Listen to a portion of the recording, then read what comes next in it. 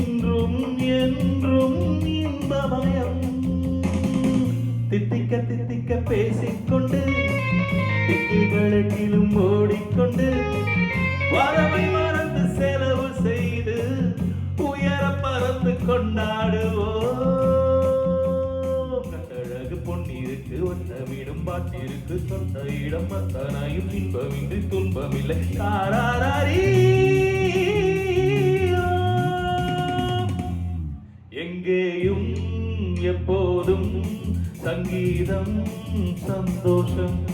ராத்திரிகள் வந்துவிட்டால் சாத்திரங்கள் ஓடிவிடும்.